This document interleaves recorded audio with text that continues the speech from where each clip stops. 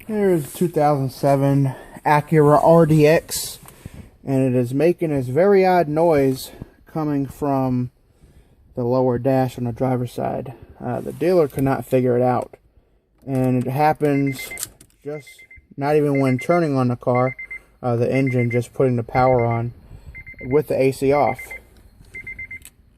Tell me if you know what it is.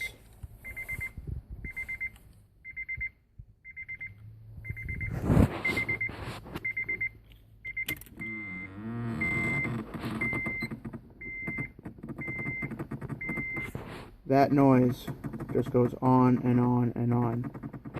And also with the power off,